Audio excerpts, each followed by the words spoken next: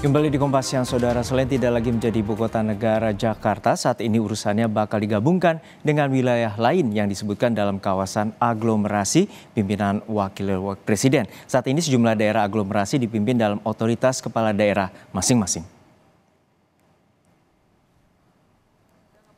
Pembentukan kawasan aglomerasi Jabodetabek kini jadi sorotan seiring pembahasan rencana Undang-Undang Daerah Khusus Jakarta di DPR. Selain urusan apa saja yang bakal jadi koordinasi antar daerah aglomerasi, siapa yang memimpin Dewan Aglomerasi pun jadi perdebatan. Setelah Menteri Dalam Negeri Tito Karnavian menyebut Wakil Presiden sebagai pimpinan Dewan Aglomerasi. Maka karena ini problem adalah tidak bisa ditangani oleh satu menteri, misalnya Menteri Bappenas sendiri, tidak bisa. Ditangani satu Menko pun tidak bisa, kita punya ada 4 Menko.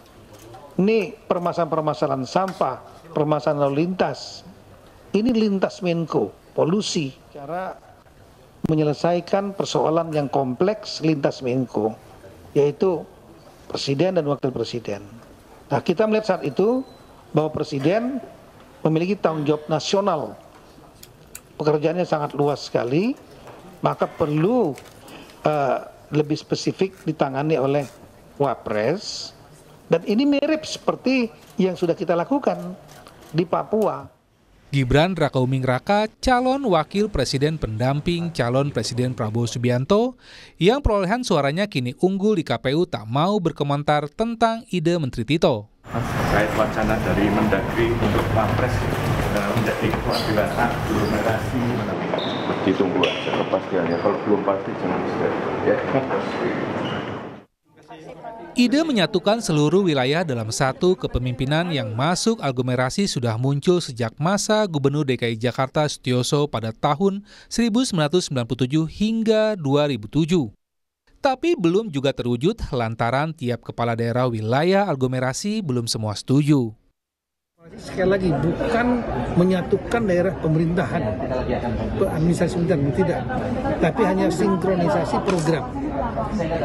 Dan itu diserahkan pada Presiden untuk membentuk mekanisme strukturnya seperti apa. Daerah khusus Jakarta ini, kalaupun misalnya di masa sidang itu diketok, ya, dan menjadi undang-undang, tapi kan ada klausul bahwa pemindahan ibu kota dari Jakarta ke IKN itu akan ditentukan dengan keputusan Presiden. Anies Baswedan, Gubernur DKI Jakarta periode 2017-2022, menilai saat ini sebaiknya pembuatan undang-undang mendengarkan dulu kebutuhan pengelolaan persoalan Jakarta dan tiap daerah yang tergabung dalam aglomerasi. Anies yang juga calon presiden 2024 ragu Dewan Aglomerasi bisa menyelesaikan urusan Jakarta dan daerah sekitarnya. Kadang-kadang kita membuat lembaga baru, ya, tapi lembaga baru itu belum tentu menyelesaikan masalah yang sesungguhnya ada. Jadi kalau saya usul, sebaiknya prosesnya lebih bottom up. Kumpulkan yang selama ini mengelola Jakarta dan sekitarnya, tanyakan apa yang menjadi kebutuhannya, dari situ undang-undang ini dibuat menyesuaikan. Rancangan Undang-Undang Daerah Khusus Jakarta kini menunggu respon para elit politikus perancang undang-undang. Setelah resmi mulai dibahas dengan paparan Menteri Tito di dalam ruang Badan Legislasi DPR di Senayan. Tim Liputan, Kompas TV. Ya, Saudara, lalu apa itu kawasan aglomerasi? Secara umum ini merupakan upaya mengkonsentrasikan atau menyatukan aktivitas ekonomi di kawasan perkotaan dalam rangka penghematan. Dan ini dilakukan karena lokasi yang berdekatan dan apa saja yang disatukan. Awalnya klaster perusahaan dalam perusahaan para pekerja dan juga konsumen untuk kegiatan ekonomi. Berikutnya, secara kegiatan ekonomi di awal dekade 80-an terjadi aglomerasi untuk kawasan industri di Jakarta Timur dan Utara. Lalu di dekade 90-an meluasnya ke wilayah Jakarta Selatan, Jakarta Pusat, lalu juga Jakarta Barat, Kabupaten Bogor, Bekasi, Tangerang, dan Kabupaten Bandung dan Kota Bandung. Berikutnya pada awal 2000-an daerah aglomerasi menjadi 13 daerah dan membentuk satu koridor atau jaringan antar kota atau network cities. Di RUU Daerah Khusus Jakarta, pasal 55 disebutkan pembentukan Dewan Kawasan Aglomerasi dengan tugas yakni 1. Koordinasi penataan ruang kawasan strategis nasional pada kawasan aglomerasi. 2. Monitoring dan evaluasi program dan kegiatan dalam rencana induk oleh kementerian, lembaga, dan pemerintah daerah. Lalu berikutnya di rancangan undang-undang juga disebutkan kawasan aglomerasi meliputi wilayah DKI Jakarta, Kabupaten Bogor, Tangerang, Bekasi, lalu Depok, dan juga Bogor, Tangerang Selatan, serta Kota Bekasi. Siapa yang memimpin Dewan Aglomerasi ini? Di pasal 55 ayat 3 dijelaskan bahwa ketua dan anggota Dewan Kawasan Aglomerasi ditunjuk oleh Presiden Republik Indonesia. Dan sebelumnya bunyi pasal ini adalah Dewan Kawasan Aglomerasi yang dipimpin oleh Wakil Presiden. Lalu bagaimana usulan Dewan Aglomerasi untuk koordinasi antar daerah diusulkan dalam rancangan Undang-Undang Daerah Khusus Jakarta, terutama di pasal 55 akan dibahas di DPR. Lalu bagaimana sebaiknya aglomerasi ini bisa efektif terimplementasi? Kita terhubung dengan pakar kebijakan publik Pak Agus Pambagio. Selamat siang Pak Agus, semoga dalam kondisi sehat selalu. Ya Pak Agus, untuk saat ini bagaimana penilaian Anda terkait dengan pembahasan RUU DKJ terutama pasal 55 terkait Dewan Aglomerasi? Seberapa pentingkah Dewan Aglomerasi ini dibentuk dan juga nanti informasinya akan dipimpin oleh seorang wakil presiden? Ya, aglomerasi sudah lama istilah itu digunakan kan. Jakarta, Bogor, Depok, daerah Tangerang dan sebagainya. Bukan Bandung, tadi Anda sebut Bandung itu Bogor. Nah, jadi aglomerasi ini untuk menyatukan saja, untuk mempermudah. Persoalannya di situ kan masing-masing kepala daerahnya dipilih oleh pilkada. Nah, saya nggak tahu di pasal 55 itu mau dipilih presiden, itu yang saya tidak setuju, karena itu nanti menyalahi undang-undang peraturan perundang-undangan yang ada. Karena nanti bagaimana ngaturnya, siapa kepala daerah yang tadinya masing-masing jadi satu. Soal nanti wakil presiden segala macam itu juga aneh, itu hal baru. Nah, yang menjadi persoalan sekarang soal aglomerasi ini sudah banyak dicoba, misalnya di urusan transportasi. Ada kan Badan Pengelola Transportasi Jabodetabek, BPTJ, itu tidak berfungsi karena apa? Masing-masing kepala dinasnya itu masih ada di masing-masing kota-kota atau wilayah administrasi. Nah, sekarang ini mau seperti apa? Belum tahu, saya masih gelap, tapi yang penting jangan menyalahi peraturan perundang-undangan yang ada. Ya kan, kalau mau dibuat, saya tidak setuju kalau itu dipilih presiden, ya harus dipilih oleh pilkada. Memang pada saat pembentukan BPTJ itu ada usul itu di bawah presiden. Kita banyak nggak tahu sehingga masih tidak setuju, sehingga ada di Menteri Perhubungan. Yang sampai sekarang juga tidak ada manfaatnya. Badan itu ada atau tidak ada perbedaan. Itu akan mengatur semua transportasi di wilayah aglomerasi.